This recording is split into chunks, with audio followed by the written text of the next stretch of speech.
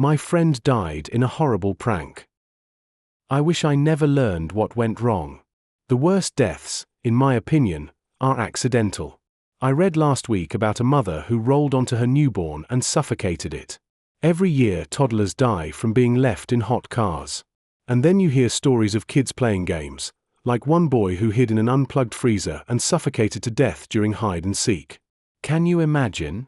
Can you imagine being the person responsible in any of these situations? To me, this is so much more terrifying than the prospect of the paranormal. I'd much rather be haunted by a ghost than by guilt over unintentionally hurting someone. My husband, Wade, is the opposite. He's unbothered by accidents, but petrified of horror movies about demons or vengeful ghosts. But as I told him, none of those things are real, so why be scared? He counters that accidents are without malice, therefore not as scary as murderous ghosts that might be real. I guess he has a point. About the lack of malice, not about ghosts that might be real. I know they're not, because if they were, my best friend would definitely be haunting me. I guess in some ways, she is. You see, whenever I read about a prank gone wrong, I stopped breathing for a moment. I'm choked by guilt. After all these years, I still don't know if it was my fault.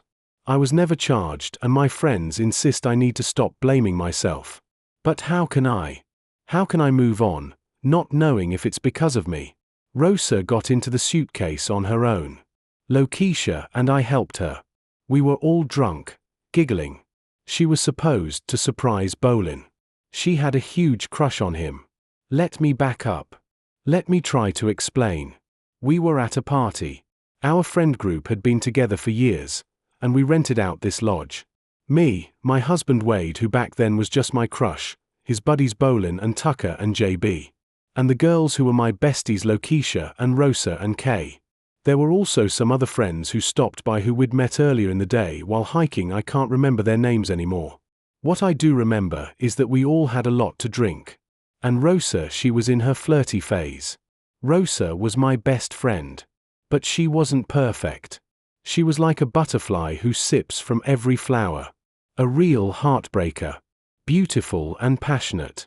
I was a little bit jealous of the attention she had, and also kind of in awe of her. Whoever she was with fell hard, like she was the love of their life. But she never committed. She'd been on again off again with JB, then seduced Wade, which was kind of bitchy because she knew I had a crush on him. She'd even flirted with bisexuality with Kay. Now, her eyes were on Bolin. I forget whose idea it was for her to hide in the suitcase, mine or hers. All the luggage was in the basement because that's where the boys had put it when we'd arrived at the lodge. Lokisha said something like, "Bolin's suitcase is big enough to hide a body." And that's when Rosa or me had the idea she'd hide in it.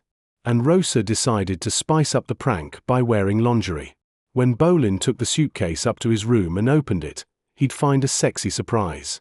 We were stupid, stupid, stupid. None of us had good judgment. Especially since we were tipsy. Once Rosa squeezed inside, whining about her hair getting caught in the zipper. Lokisha and I went to go badger the boys to bring everyone's bags to their rooms. I remember Bolin delivered mine. I was staying outside in a tent with Kay. The lodge didn't have enough bedrooms for everybody, and we wanted to sleep under the stars. Kay had no idea about the prank, and was confused when I kept urging Bolin to go inside and check his bag. Wink, wink. After he left, I told her about Rosa. And because Kay was actually sober, she told me to go make sure Rosa wasn't stuck in there. So I checked to make sure the suitcase wasn't still at the bottom of the stairs. At least, I think I did. But I was drunk. While all of us were sitting outside watching fireworks later, I noticed Bolin missing and asked Wade where he went. Bolin had gone up to his room early. Since he hadn't come back, Lokisha and I assumed Rosa was in there with him and that her lingerie stunt had worked. In fact, Lokisha and I were whispering about it all evening, quietly, so as not to make any of the boys jealous. In the morning, when Bolin came down, Lokisha and I asked him about last night, all smirks. He looked clueless. Then Lokisha asked where Rosa was and he was still clueless. But what about his suitcase? Hadn't he opened it? He said someone had shoved all his clothes into the closet in a pile.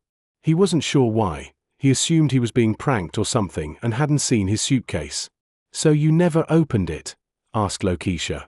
Dread bloomed in my belly. Oh God, I thought. Oh God, oh God. Lokisha was telling him how we'd taken his clothes out and Rosa had hidden inside hoping to surprise him in her lingerie, and Bolin blushed and said he was gay. Gay. But his coming out to us hardly even registered because where was Rosa? None of us knew. We quickly went to wake everyone else up, hoping someone had seen her last night. Oh God, oh God, oh God, he checked. Didn't I check?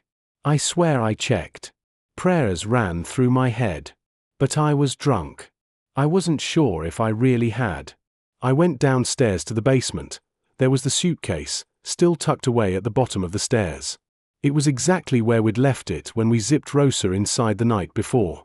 Nobody wanted to open the suitcase. The boys argued about who had left it there. JB said he'd lifted it but noticed how heavy it was and asked someone else to take it. Each of them had thought another of the guys was going to grab it. Bolin didn't think to check because he found his clothes piled in the closet. I'm ashamed to say I went outside when Lokisha reached for the zipper. Wade came out and joined me. He told me dead bodies, gore, things like that scared him. While the others checked the contents of the suitcase, Wade and I sat outside. As we heard the gasps and whispers of "Oh God," his fingers gripped mine tightly, and I put my head in my hands and sobbed. She'd suffocated, of course. But it had taken a long time. The police wondered why none of us had heard her gasping for help, but Kay sheepishly told them about the fireworks. A prank gone wrong, authorities ruled. My friend said then, and still say now, that ultimately Rosa was the one most responsible for her own misfortune.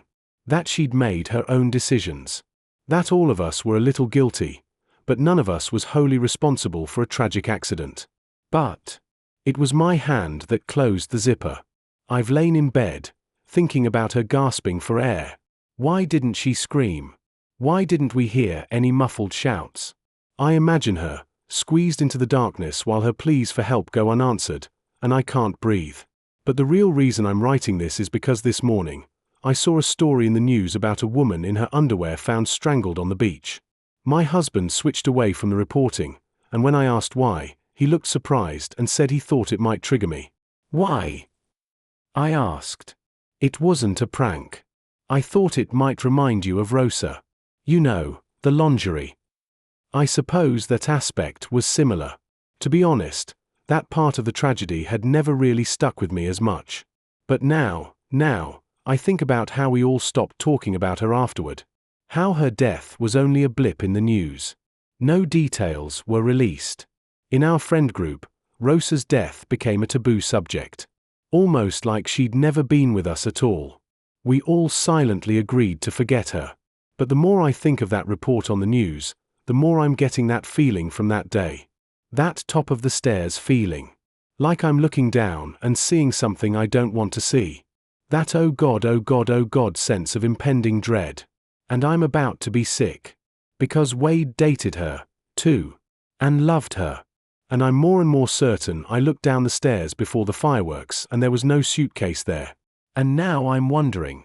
If Wade never saw what was in the suitcase, never picked it up or opened it or moved it, how did he know she was in her lingerie when she died?